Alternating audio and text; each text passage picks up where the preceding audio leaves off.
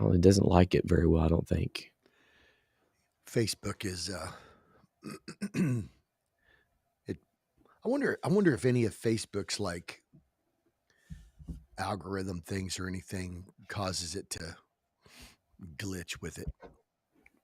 It certainly seems like it. It really does. Speaking of algorithms, we need people to start affecting the algorithms again. We Used to say that do. you have the ability to affect the algorithm. We really do. You're not wrong about that at all, especially with our crazy schedules. And we're not going to be able to do next week either, are we? Probably not. Because we'll both be driving. No. Tuesday. No, we won't be driving. We'll be in our sessions. Yeah, what time? No, because Well, we're we might be able to do it driving. in the morning. Yeah, well, the problem is I'm not going till Tuesday. Okay. We're leaving early. Okay. Steph going? Yeah. Nice. Yep. She's going there and going to Michigan. That's cool. My wife is done with travel. She said, I'm done. I'm not doing it. So, all right. So let me share that. We need to make sure with Dan, we got the room set up and all that. So he's good with all that stuff. Man, their schedule's just been so bananas, bro. For real. All right. So let me go in here and start doing all the share stuff. And we're going to hit it and get it and go today because got a meeting around 11. Me too. So it works out good. Okay. We need people to jump on today. We know that it's been like herky jerky. It has. Well, Whatever that means. I was listening to a podcast yesterday. It was funny because they were talking about, and they said all of this, said we're going to do a question and response. They've been on a series. They said we're going to do a question and response. They said we actually recorded this podcast back in March, I think they said. So they said it's just airing now, whatever. And I'm right. like, must be nice to be organized. No, it's not. It has nothing to do with organization. What does it have to do? Well, maybe a little bit. Maybe a little bit. Well, what it is it's you only have such a there's like it's like sound when people talk about your sound in your church, sound systems, and they talk about like, well, if you're running your sound system at like 90%, if your power amps are moving at like 90%, they say you don't have any headroom.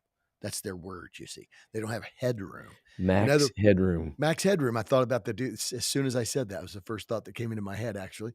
And so they say you don't have headroom, which means you're basically pushing the volume.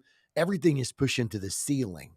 Yeah. All at its normal rate. Like you're pushing it there. So that means you don't have any room for any added dynamics. And so they say really the best place to be is if you're at about sort of a 50 to 60%, like you're operating at that, which means that you've got all of this space for headroom, allowing the speakers, because apparently what happens is when the speakers vibrate, the more volume, the more it pushes the speaker out. So how the speaker kind of bounces, when you see a speaker, right, it sends it all the way out. And so really what headroom is that very little space that it has to move. And the amount that it has to move is what gives it its dynamics. Okay. So we are organized. It's just that our organizational headroom doesn't give us the ability to have 6 months in advance of podcast recordings. That was quite a mental gymnastics to explain what we're doing. We're going on. I love it. That's warm-ups. That's like our warm-up, That's exactly what it is. It's like man. layups. They're like layups, and he's running his layups. We're running layups. Hey, listen, to borrow the phrase from our good friend Mark Hadabaugh, when you're changing the world, right? That's his line is That's like, when you're changing the world, you got stuff going on. So what we're going to do. it. Yeah. Greg Davis. I agree, Yeah. Greg. So true, bro. But it's their life, like it is their life. It really is their life. It's what they do. I mean, they basically are a crowd-funded podcast deal. So Which you're Greg exactly knows. Greg knows because Greg launched a podcast that actually got quite a bit of interest out of the gate. It was a podcast called Stirring the Pot. Oh. And I'll just say this about my good friend Greg Davis. He does it well. He knows how to stir the pot. He does it well. He does it well. But he abandoned it. He had a great thing going. He abandoned it. So what are you gonna do? I know. That's my new. You know what? I'm working on a new. I'm working on a new skill. Oh boy. I'm working on a new skill, and that is my ability to say things in a positive way. I like it. So you said it's called stirring the pot, and of those, like Jesus said, of those born of women, there's not been a greater than John. Of those who can stir the pot, Greg Davis is at the top of the list. He is. He's at the top of the list. He wears awesome. He wears the badge. He does. All right, so we're ready to go. Yeah. Oh yeah. Are we? Well, I went through that whole deal, hopefully to give you a little time to do all your. Yeah. Oh, you know what? One thing I didn't do. Hold on. Sorry, my bad. Just one thing, real quick. I got to do. I got to Twitterize it real quick. Exactly. So let me do that. He said, "Invite me for a crossover episode." It would be amazing. The world is not ready for that, Greg. I know. The world is not ready. It's like ammonia and fertilizer. I don't know which one's fertilizer.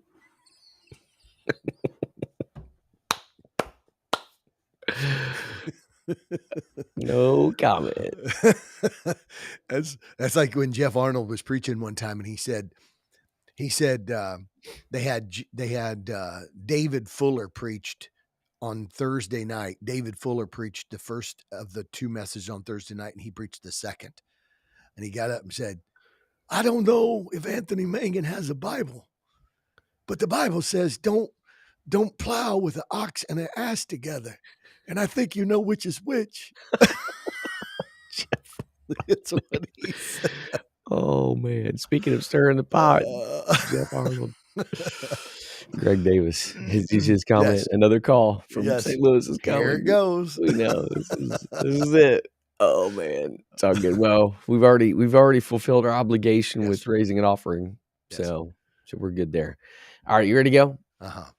My question is, how do you know when you're the sacrificial lamb? It's like a lamb. See, I was trying to practice what you said. Positivity. We fulfilled our obligation. So yes, exactly. That's awesome. All right, let's go. We're gonna do 3, 2, 1. You ready? Yes. All right, let's do this.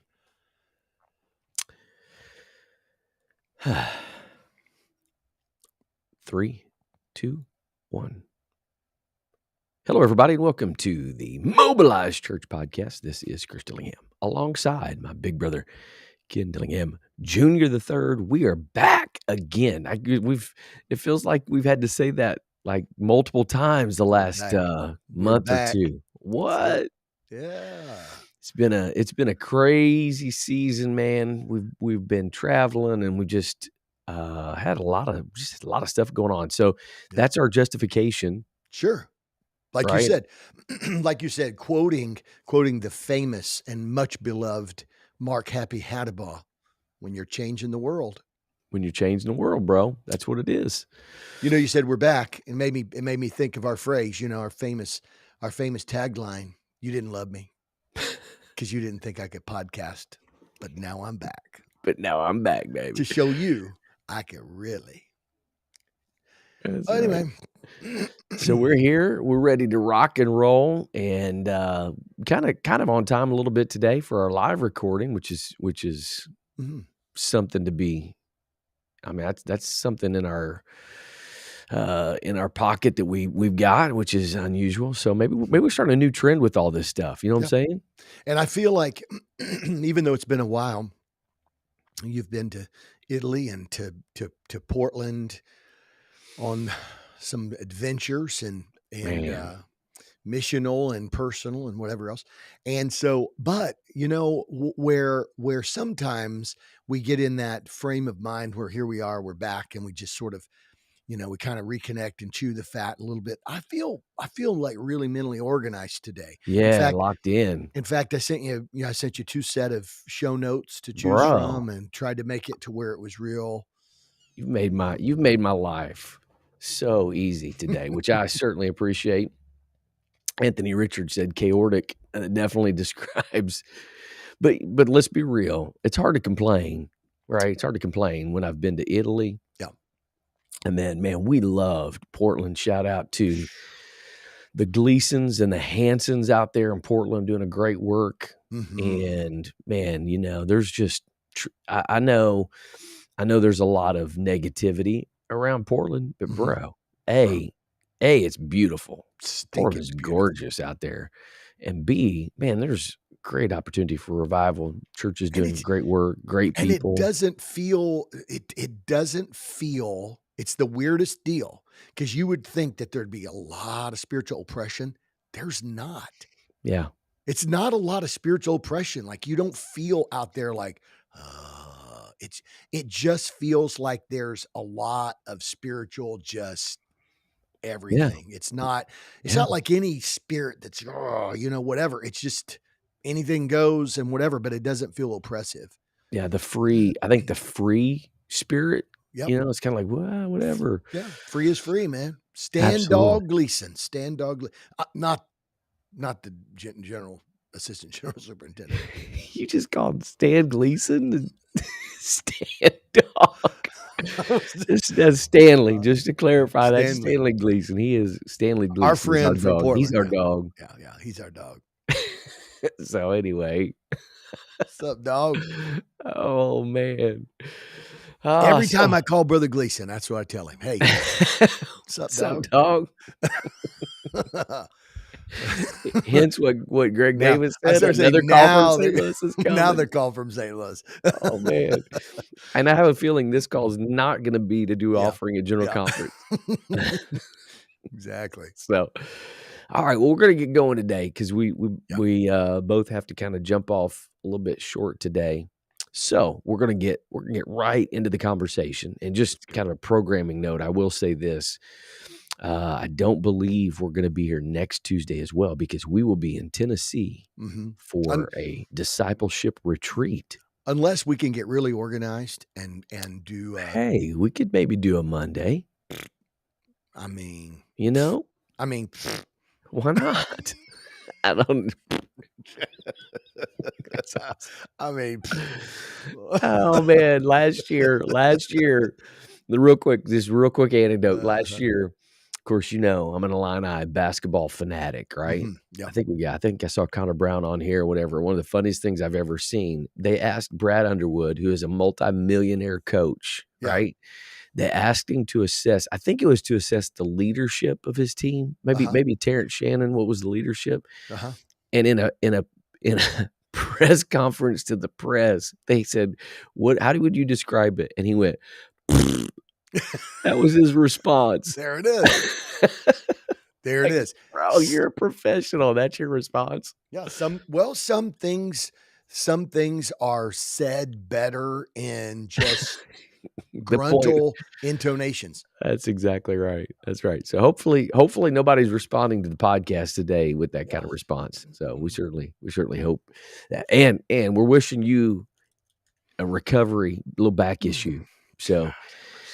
if you're watching today and my brother kind of gets up and starts moving around, he's battling some back stuff, which really Yeah. stinks. It's actually my neck.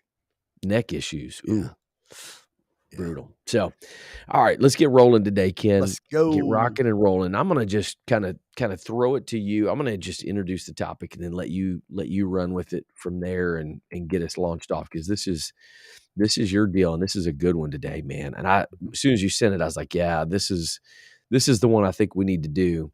Okay. So what we want to talk about is this idea of kind of the connection between faith, vulnerability, and power, which I think is such an important topic related to discipleship, to disciple making, because the reality is there is an inherent reality or concept that if you're going to be a disciple of Jesus, inherently there's going to be some level of vulnerability that's required. So Very why true. don't you get us launched out here? I know you provided kind of an outline with some things. I think it's a great discussion today. So why don't you just get us launched out about what this is? What is it? What is the correlation connection between faith, vulnerability, and power? Okay. Well, I think, man, I think it's important for us to recognize that um, no authority in God's economy comes without embracing the vulnerability that's associated with it. It is, I personally think it's the balance point of the authority. Um, I think we see that in the life of Jesus. I think this is what Jesus is communicating when he said, "I only do what I see the Father doing. I only say what I hear the Father saying." In other words, so Jesus is kind of communicating this idea. The reason why you see miracles, the reason why you see everything that I say come to pass, or everything I touch gets healed, is because I'm only doing what the Father says to do. In Sure. other words, in other words, basically, Jesus in his human will, Jesus as the Messiah had to engage his will. There had to be a human portion of Jesus, right? There had to be a human will, and that human will could not be overridden by the divine part of him, or he Right. wouldn't or he wouldn't be the last Adam. He Sure. wouldn't be a representative. He had to be tempted in all points. So I believe there is a temptation for Jesus to take matters in his own hands. I believe that in times when the crowd's walking away, I think in times when he understands that, like, this is going to trigger, like he said to the woman, "Neither do I condemn you." The woman caught in adultery. Where are thine accusers? There are none. He says, "Neither do I condemn you." There was only one there, because Jesus said, "He that's without sin cast the first stone." They walked away and left him alone with her. He was without sin. Right. So there was a potential stone thrower left there. So when he said, "Neither do I condemn you," basically what Jesus did was he purposely accepted her judgment onto himself by not throwing the stone. Nice. He triggered and triggered and necessitated his messianic role. There was a vulnerability associated with that. So I Right. think as we think through this today, as we think about how God, where does God send power? Where does he send authority? I think James says you have not because you ask not. So that would be a failure to function, right? Yeah. Yeah. And we're going to talk about that a little bit here in our in our notes. I was pointing to my notes. Um, For those that are listening. we're going to talk about that right there. And but yeah, I think that's a failure to function. Like, in other words, you're just not doing it. You have not because you ask not. And then I think the other piece is you have not because when you ask amiss to heap it on your own lust, and that's failure to align. And so you can have failure to function, or you can have failure to align. Both of them causes you to have not. So our alignment creates a vulnerability. In other words, God's not going to send power. He's not going to send his authority to things that aren't his will. He's not going to send power and authority for us to just use however we want to use, which goes back to the very first temptation of Jesus. if you really are the Son of Man, take these stones, turn them into bread. I know you're hungry. What's the big deal? Prove it. Yeah. And Jesus is like, nope, because he did not give me my power for me to use in a self-acclaiming way. What was he vulnerable to? He comes down out of the mountain, Luke chapter 4. He goes into the synagogue. He asks for the scroll of Isaiah. He finds the place where it was written, the Spirit of the Lord is upon me because he has anointed me to do all these things. I think this is something that's so important, Chris, because at the end of the day, basically what Jesus is communicating is it's already been it's already been prescribed for me. Yeah. I'm vulnerable. I'm vulnerable because it's already done. It's what I am, who I am to be, and my fate is already settled. And Right. so Jesus, Jesus had to have faith just like we have to have faith. He became vulnerable, and in that vulnerability, the great power of God was exercised in his life. Absolutely. And I think this vulnerability piece is such a huge part of this for a couple of reasons. The reality is that we're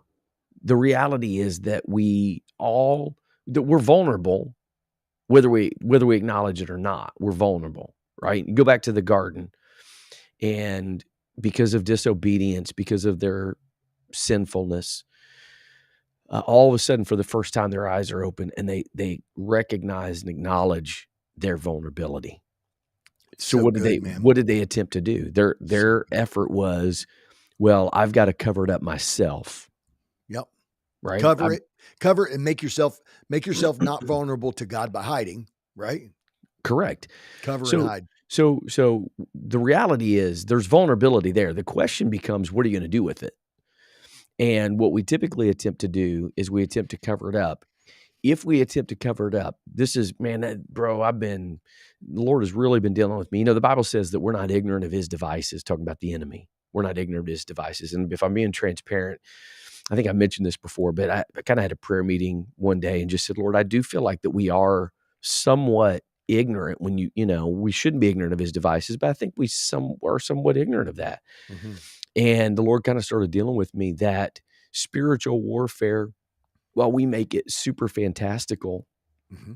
really a lot of what spiritual warfare has to do with is simply the enemy exploiting vulnerabilities. He identifies our vulnerabilities and he exploits them. So the question really becomes, where do we direct those vulnerabilities, right? Mm-hmm. Are we going to try, if we attempt to cover them up and deal with them ourselves, then that now makes us susceptible to spiritual attack. So good, dude. If we surrender those vulnerabilities to the Lord, he provides a better way. He provides a better covering than we could ever do of ourselves. He becomes the covering for us, right? Which is so Adam and Eve's case, he provided, covering from animal skins for sacrifices given, which was foreshadowing. The covering comes from his sacrifice.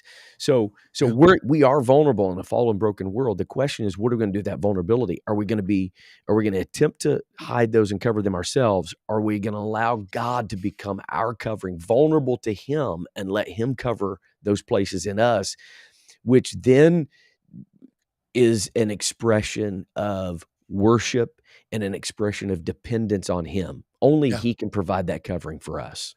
And the reason why that's so good, and the reason why we have these conversations is because as the Mobilized Church Network, as the Mobilized Church podcast, what we're trying to do is trying to help people to understand that as they are in the process of personally wrestling through these things, this kind of conversation is supposed to create a personal awareness and a personal acceptance of the fact that his way of dealing with our vulnerability, because sin has made us vulnerable, period. We are.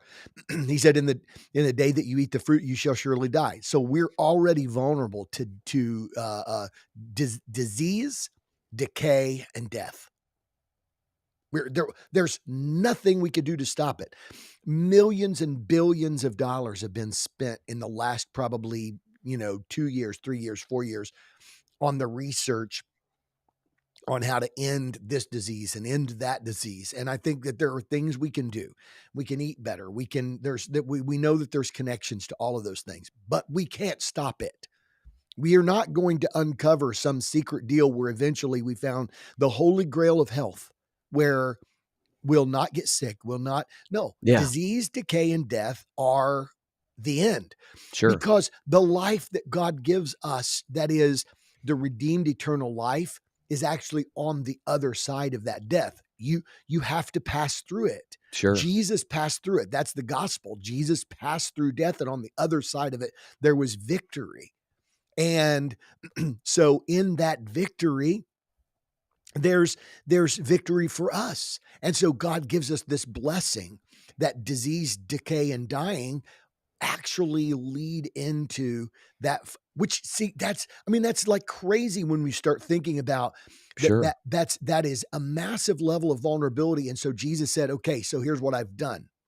That's what the scripture's talking about, Chris, when it says that they were in fear their entire life, held bondage of fear.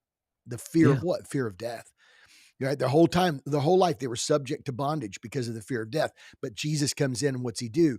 He deals with that. And so I think that this is something that we as disciples take into our own lives. We allow this to create transformation in us, so that then, as disciples who have experienced that transformation, then can turn around and have spiritual conversations with others and say, okay, so how have your attempts through your life to deal with the various forms of vulnerability, relational vulnerability, so that'd be social, your physical vulnerabilities, your spiritual vulnerabilities, your emotional vulnerabilities, your intellectual vulnerabilities, right? There's going to be somebody smarter than you. There's going to be somebody richer than you, all those different kinds of vulnerabilities. What is the vulnerability of somebody stronger? Well, the person that's stronger can subjugate you to his will.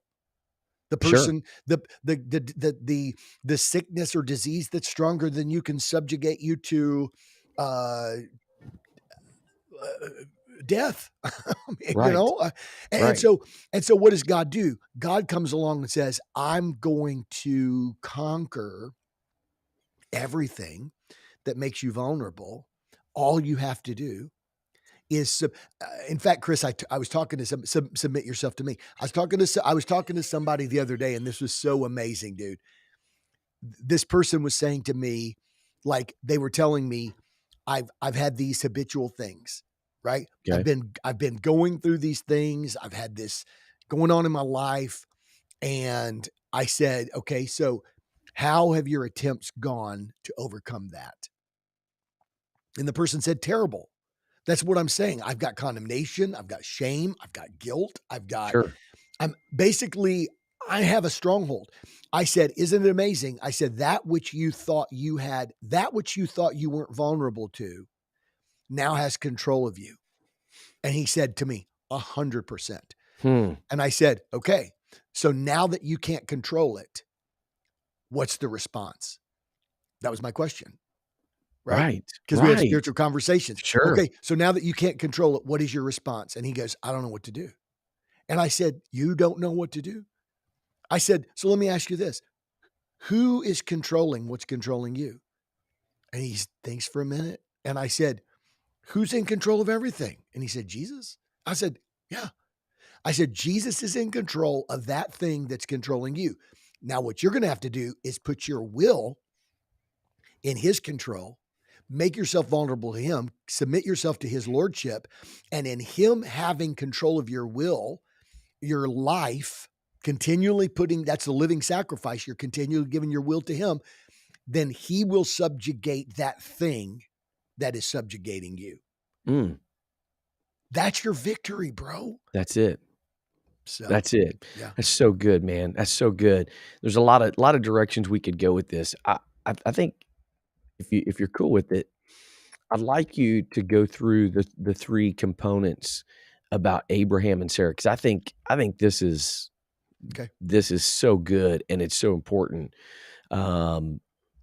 Obviously, a tremendous example one of the great examples of what true vulnerability to My God really Lord. looks like in so many capacities, and how that in the journey, it's not Mm. always linear, right? I mean, Mm. you can be vulnerable, and like one of the things we say a lot is, just because you're disciplable in many areas doesn't mean you're disciplable in all areas. And along the journey, a lot of times what happens is the experiences of life, the things that we go through, the circumstances that we go through oftentimes reveal that there are still places in us that are not totally surrendered to the Lord. I think Abraham and Sarah show that while you can be radically vulnerable in some places, sometimes life and circumstances can reveal that there are still places in us that you're not willing to be Yeah. totally vulnerable to Him, right? Dude, yeah. So why don't you go through and talk about this uh, the journey of Abraham and Sarah, and particularly the three components that I mean, you kind of referenced a little bit, but just the three components of their vulnerability. Yeah, so good, buddy. That's so good, man, Chris. I think you're exactly right. Abraham and Sarah's faith journey to the promised land was a trek toward becoming a promised people. That's what Mhm. God said. Come out from among them. Come out from among your country, your kindred, your father's house. Go to a land that I will show you. So, right, the foundation of their experience was basically the embracing of this massive vulnerability. And that vulnerability was basically to become wholly dependent upon God's promises. Everything, the crazy thing is, God is basically saying, leave everything you know, right? I mean, that's leave everything you know to embrace what you don't know. Sure. Leave everything you are to become what you are not, and leave everything that you do to do what you can't do. I mean, Right. that's the call of Right. God. Sure. So these are Sure. reflected in these three things here. Okay. So God calls them to a place. Okay. So I want you to think of place, posterity, and prominence. Um, three P's there, right? To a place I will show you, which means they had no foresight without God's leading, right? So he said, I'm going to take Sure. you to a place that I will show you, no foresight without God's leading. God's got to lead you. That's vulnerability. God's got to lead you. Mhm. If you don't know where you're going, you have to be led. Okay. I mean, that's the ultimate vulnerability. Who likes to go Yeah. on a journey without totally understanding exactly what the steps are gonna look like? What's the Bro. destination? Like, I mean, and there's so many things with us, right? That can relate to, because we don't know all of the things that God calls us to radical obedience. We don't know what the destination is necessarily gonna look Right. like, or the journey's gonna look like. We just know when we get there, God's gonna show us. Yeah, he said, I'm going to prepare a place, and where I am, you're going to be. And they're like, Lord, we don't even know the place you're talking about. How What are can you we even know talking how to about? get there? And Jesus said, Right, you know me, you know me. right, Just follow right, me. You'll get there. I am the right. way. You see, and this is the thing. I've so been studying recently about sort of the ancient sort of Semitic, the ancient Middle Eastern thinking and the mindset. And so what happens is, in a Western context, we always think of things in very logical, hard facts. So when he says, I am the way, the truth, and the life. So what we do is we go, okay, there's a doctrine there, right? I am the way. What does that mean? But in reality, what Jesus is saying to them, you know me. Yeah, Follow me and you'll get there. Like it wasn't like Jesus is trying to induce some kind of literal doctrine. He's telling them, you know me. yeah, yeah, and I think this piece is, like, so critical to personal discipleship, Yeah. because because Jesus is asking us to follow him, and again, most of us are like, "Well, I need to know what's the outcome gonna be? Where am I gonna end up? What am I gonna do? What's my future gonna look like?" Yeah. And the reality is, he doesn't give us all of Dude. those details and all that information, because Yeah. it is we walk how? By faith and not by Not by sight. sight. And here's the crazy deal. So he said, I'm going to take you to a place that I'm going to show you. right? So the place is somewhere he had no foresight without God's leading. He didn't know where it was when he got there, right? Because the land was in a famine, so it didn't look like a blessed place. Yeah. So you'd think God would throw him a bone. You know, you would think that God would throw him a bone, and that when he gets there, he you know, he crests over the horizon, and he's walking across this vast wasteland, the wilderness from, you know, from his homeland, Ur of the Chaldeans, and all of a sudden he comes across this mountain ridge, and he looks down, and he's like, ah, there it is. But he gets there and builds an altar, and he's like, okay, well, this looks like a good stopping spot. And he builds an altar, and there's a famine in the land, and he goes, okay, this is probably not it. Let's keep going. Well, when he comes back from Egypt, getting kicked out, he Yeah. comes back from Egypt, and lo and behold, he's at the altar, same altar, and he says, lift up now your eyes, look to the north, south, east, and west. The land that you see is the land I'll give. And he's like, this was the place? Like he was there and didn't even know it. So that's pretty profound, I think. Then the second thing is that God was leading him in vulnerability to a posterity that he was going to produce through him, right? Yeah.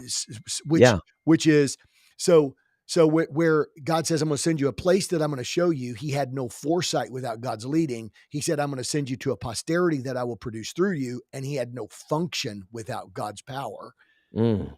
right? Mm. Yeah. So then there's this temptation in the midst of your vulnerability. So what is your response to your vulnerability? Well, when the vulnerability is too much for you to manage, all of a sudden the temptation is to produce an Ishmael, right? Uh, because when we're in that place of vulnerability, that's the danger of what we do when we finally realize we have no functional capacity without God. It's not that we don't have anything to do. It's just simply that what God's promised, we can't do, Yeah. you know? Yeah. So, man, dude, that second piece, and I'll just stop there and let you comment on that. Well, I mean, we all know kind of the correlation, and obviously in his situation, you produce an Ishmael, which is generated conflict, for generations, Right now. continuing on, even right now is continuing on. And we know that. And it's easy to look at that and be like, oh man, that's you can't do that. But the reality is, how many times do we do that? No function without God. And here's where that really oftentimes shows up is in God's silence. The reason the reason there's an Ishmael is because Abraham had the promise. He understood where God was gonna take him to a place and give him a place, but he didn't see how it was gonna be produced. Yeah. How is God possibly gonna do this? And that often produces kind of this uneasiness in us, and we Mm, feel the same way. When God's timing doesn't align with our timing, that vulnerability creeps up and like, well, I need to take matters into my own hands. And we know bro, this. We bro. know it's gonna produce conflict and trouble in our lives. How many of us have things that we've produced that because we just didn't wait on God's timing? Do you do you realize, Chris, do you realize that in that day and age, it was assumed, I'm trying to think of how to say this. They didn't understand the they didn't understand reproductive biology like we do. Sure. Um, because a man in reproductive biology, the assumption was the man's doing something that there's evidence that something they don't understand like that a man could actually, God, I don't even know how to say this. Um, that then in sexual reproduction that a man could do something that like there's evidence that something happened. Right. It's there. Right. And so the assumption is that the reason why we're not having a baby is because somehow her womb isn't. Right. Right? That's why do you see it in the scripture? Like, why is Hannah cry out? Why is Rebecca, Sure.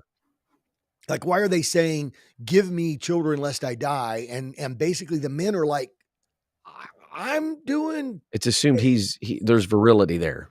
because there's something there that suggests that there's Yeah. something there. It's not me. And so in almost all of these circumstances and scenarios, it's assumed that the woman is the one who can't, for whatever reason, bear the child. Like her womb is closed for some reason. So Sarah's assumption is, wow, it's me. Yeah. I'm the problem. But she doesn't realize that she was actually chosen because of her vulnerability. She sees her True. vulnerability. She sees her vulnerability and weakness as something that needs to be eradicated and fixed. And I think what happens is I think Sarah gets so desperate to say, look, Abraham, I don't I don't think there's ever been a problem with you. I think it's me. And so she gets so desperate to see that promise that she says, here, uh, marry Hagar, have a baby through her. And man, bro, when we get desperate in the midst of, and I think this is huge, when we're in the midst of our vulnerability and we understand that we have no function, I don't have any function. Yeah. The problem is, it was so much her faith, way more than Abraham, Sure.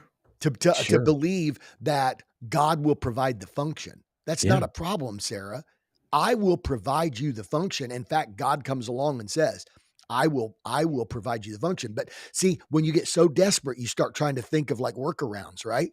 Right. Well, think about this.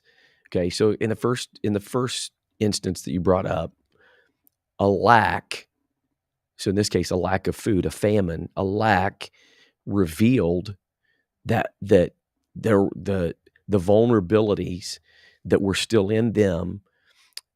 Now they lean towards, well, I've got to fix this. I've got to resolve this. I've got to take care of this. There you Right. go. There you go. The second component, the promise, you got up and left your land because you believe God said, I'm going to take you and make you a great nation. I'm going to give you all of these things. But because of God's delay, now you have a lack, right? So good, bro. There's a delay. And so once again, that delay is revealing that vulnerable place in you. You're still trying to resolve it. You're still trying to take care of it yourself. And it produced an issue, it produced a problem. Ultimately, though, the beautiful thing is, and Anthony Richard, kind of mentioned this, one of the things we say a lot is, we don't lose, we win or learn. If we learn from things, I ask my kids all the time, something happens, they make a mistake or whatever. My first question is, what did you learn from that? Yeah. Because sometimes God will walk us through those lacking moments, Yes. a lack of provision, Yes. a lack of timeliness, Yeah. which is really what all that was. The promise was still as viral as it has ever been. Right. But because there was a delay in it, now all of a sudden, well, now I feel vulnerable to it. So I've got to take action into my own hands. I've got to make it happen for ourselves. And it just produces so much trouble. Is it possible that sometimes God takes us to those moments of delays to teach us Yeah. that Right. that we have those things in us, and that we have to learn how to depend on Him in those moments, Yeah. not in Well, the spiritual high moments, but in the lack. yeah. Well, and I think, as you said, they lacked visual evidence. It Yeah. was, I would say even beyond they lacked, that there was a famine. I would say they lacked visual evidence. They lacked the necessary evidence for them to know this is the blessed place. Sure. Right. They Sure. lacked all of the human evidences, the beauty, the green, lush, fertile. That's garden. That's the garden model. Like they Yeah. have. See, this is the thing. This is the thing that we have to. Man, this is the thing that we have to really wrap our brain around, is because even in this era, there was still a native understanding that blessed and productive is the garden. That was the place. It was Yeah. beautiful and green, and rivers flowed through it, and it was abundant, and it was so you look at something that's not that at all. Yeah. And so they had the lack of any visual representation, any empirical evidence or stimuli that caused them to say this has got to be the blessed place. So then they move into this other spot where, even when they knew that this is the blessed place, Then they had to realize we're blessed people, which is for their posterity, which means Yes. I'm gonna bless you. This is why I chose you. So they didn't have any physical evidences around them Yeah. that this was the blessed place. They didn't have any physical evidences within them that Ooh. this was that they were the blessed people. Yeah. And so what happened was they began to feel deeper and deeper. First, it was external to them, then it became internal to them that they were that it forced a greater. This is the beauty of God. Like you just said, does God allow it? I think God allows them to say all of this. And this is what happens with people in churches sometimes. People are like, I'm not getting fed here, and I'm not getting da da da da da. And I'm Mhm. not, and Right. it's always what's around them. My pastor didn't this, and those people didn't that. Nobody, it's always around them. And if people will stick to the fight and stay in, God will reveal, no, I'm going to show you a deeper lack, and that lack is in you. Man, And that's so good. then that really brings to our attention, I'm the Ooh. vulnerability. Man, that's so good, It's not bro. where I'm at. It's not people around me. It's not this land. It's not the rocks and the dryness and the lack of rivers and the lack of obvious abundance. No, it's the lack of my capacity. You said it. It's It's me. me. I'm the problem. It's me. It's me. Right? And Man, so that's Sarah so goes, good. it's me. And so she gets so desperate in her revelation of her own incapability. She makes a critical error, and instead of turning to God and saying, God, make me capable, Yes. she looks for something that's already capable. And how many people, like you mentioned, how many people, let's bring it to practical level now. How many people attempt to change what's around us, whether it's location, church, job, relationship, whatever. And, the statement that I always make to people when they're like, well, I'm not getting fed here, or, this isn't working out in this location. And I'm not saying that moving is always wrong, but my question is, the problem is when you leave, when you move, you take you with you. And now you cycle back to have to come to the revelation again that it's because you're gonna. So what's going to happen is you're going to go to another place, and what's around you isn't going to produce it, and you're going to another place, and what's around you isn't going to produce it. And Real quick, Anthony Richard, I think, brings up a great point. Like, viewing this through the discipleship lens is so critical, because this is an important part of leading people in discipleship in vulnerable areas of their lives. that's it. Bro, like, obviously we can practically apply it to us. We need to if first be the disciple. But I love that, man. The second piece of that, if we have to understand, a lot of times people think that their issues are external, but if we can encourage them to focus on being the disciple, God will take them to places where they'll see that it's an internal thing they've got to deal with. Bro. And so the crazy thing about it is it leads us to our third place, and that is so it's to a prominence. It's to a Yeah, prominence. I will make of you a great nation. And you're like, well, what's the vulnerability there? Right? That I will make of you, right? This prominence, sure. which is first, no future without a son, Right. right? Which we think, Chris, we think that's the wrestle and the struggle for reproduction, Yeah, but actually it's the struggle on Mount Moriah, absolutely. right? It's the struggle. Take your son, your only son Isaac, Absolutely. and offer him as a sacrifice. So here's the crazy deal. Here's his vulnerability in this is here it is. You can teach your children how to take over the family business or learn what you know or do what you do, but you can't affect 5 generations after you. That's right. If you're That's going to right. be like the stars of the heaven and the sands of the sea, then God is going to have to be the one that's going to affect your future generations. And so, isn't it amazing? Isn't it amazing that God in this Moriah experience is because there's there's these hyperlinks that are going on when God takes him to the mountain. There are these hyperlinks. The first hyperlink is God will provide himself a sacrifice, which is a hyperlink to messianic promise. Sure. The second one is a hyperlink to Jehovah Jireh, which is that God is the provider. In Yeah. other words, Abraham, the kid is here, but this promise is so far beyond you. Yeah. Do you trust me with what is your future? Do Yeah. you do you trust me with the fact that 5 generations from now or whatever, when they're 400 years in Egypt, do you trust me to be able to get Egypt out of them, get them out of Egypt and get out Egypt out of them, bring them back to this promised place?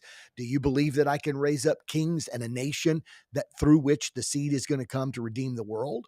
Yeah. So today's promise hinges on you doing what you can do today and trusting God to do what has to be done tomorrow. So those Man, are the it's three. so good. So those are That's the three so things. good. So to a place that I will show you, he has no foresight without God's leading. To a posterity that I will produce through you, he has no function without God's power.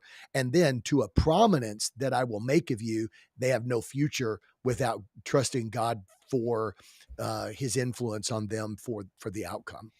The beautiful thing, you see the journey, if we can call it this, the discipleship journey of Abraham, right? Mm-hmm. And you see this because it was in that moment when Abraham had the knife over Isaac, and the New Testament tells us that he did that because he believed that even if he took his life, God was going to raise him up. God was going to raise Isaac back up. Mm-hmm. So he goes from this place where the external things affected him so bad that he made decisions. Well, we got to go find a place. Then it was, well, God's not doing it in my time, to a place finally where he's like, okay, I will give the promise that everything hinges on. I'm willing to be vulnerable enough to you to give that back to you. And the Lord said, now I know, right? It wasn't when you packed up all your bags and took everybody with you. It wasn't. It was only when you were willing to say, Yeah. I will give you absolutely everything. And the Lord says, now I know that you will withhold nothing from me. And the real journey to all of the things that God had promised him now could begin to take place and function in his life. This is the important piece of discipleship, bro. This is why we're so radical about it. Chris, Like, Abraham reached the point of ultimate vulnerability. ultimate vulnerability. And he's the model. He's the model of faith. He did, and that's why I say that the best definition of faith is what people say, what is faith? I say faith is making yourself vulnerable to God. Absolutely. That's it. That's my definition for faith. I don't know if I've ever really heard that before, but I believe that that's ultimately the faith journey, that he gets to the top of Moriah, and Hebrews echoes it. Like the book of Hebrews echoes the writer, the author, well, the author's God, but the writer of Hebrews says, you know, God, or the Abraham believing that God was even able to raise him from the dead if necessary. Yeah. Like, Yeah. in other words, I've come to the point where I'm just going to make myself completely and wholly, absolutely vulnerable, because I've learned God's got stuff going on I don't know about. Yeah. God's got power I don't know about. It's the more I try to assist God, the Yeah. longer it's going to Yeah. take for his plan to Giving Sarah over to, like, just I'm to be Abraham's like, look, I'm an idiot. I'm just an idiot. I'm a moron. But the beautiful thing is he finally got there. Yeah. He finally got there to that place where he's like, I'm willing to literally give you everything, even if it means what I feel like my future is, the promises you've given me, it hinges on this. I can trust you with all of that, which exactly what you said. I think that's a great definition of what faith looks like, and a part of that process. And I think what Tony Richards said again is so critical. Like, this is our personal journey for us, but it's also our responsibility to help lead and guide people through this. And this is why we say tension produces transformation. Tension is not a bad thing, because tension deals with, ultimately what tension deals with are those places of vulnerability where we often lean to the flesh to try to resolve those or try to cover them up or deal with them, when in reality what we need to do in disciple making is help people to understand this is a place where God wants to transform you so that you can be completely vulnerable to him and trust him with everything, because that's when the fullness of his plan can come into place in your life. Well, I know we're up against the clock here, so Chris, I think I'm gonna make a real time, just in time suggestion, Do it. and that is, we've got some really cool things ahead in these notes. I think Yeah. there's some things here that has to do with, like, Jesus said, take no thought when he Sure. said, "For what you'll wear, what you'll eat," these types of things, I think is focusing on this understanding that Jesus is actually trying to cause us to say, we have your vulnerability, your awareness of your weaknesses. Don't let it consume you. Yeah. Um, you'll get, you'll get off track and so on. And then, Jesus says, "Except you drink my cup" language. I think those are the kind of things that maybe next week what we could do is I wonder if maybe if we have an opportunity and maybe on a Monday or whatever, just to hit this. And I think we could hit this and say, not that we're going to talk some more about this, but actually talk to people as we talked in the opening discussion here of how this causes us to become witnesses, both from our life example, but also from the words that we speak. How can this be something that we can cause people through conversation to say, how have you been managing your vulnerabilities? Here's what my experience has been. Yeah. God's way is better. Sure. My life and my experience, my testimony is going to be, I'm going to point to God's better way. Yeah. And in a spiritual conversation, as we begin to ask questions and we begin to get to a point where we realize there's a little bit of a tension there, there's a little bit of a life issue maybe, and we share our story and our story points to God's better way. And then we wait to see if that person has the faith to themselves make themselves vulnerable to God. In other words, you're vulnerable to all this other stuff. Do you have enough faith to become vulnerable to God? It's good. And that will determine whether they're discipleable. And then I think we could talk about how do we have those kind of conversations? Sure. Sure. I love it, man. I love it. Great conversation today. And we will provide an update. Check out social media. We'll provide an update on the plan for next week. But I think that's a great idea. We can definitely do that. We will keep you posted. Appreciate everybody sticking with us, jumping on, being on today. Great conversation, communication. Appreciate it. We will keep you updated. We look forward to coming back to you sometime next week, hopefully. If not, it'll be the following week, and we'll follow up on this. So we appreciate it. Until then, go live mobilized. God bless everybody.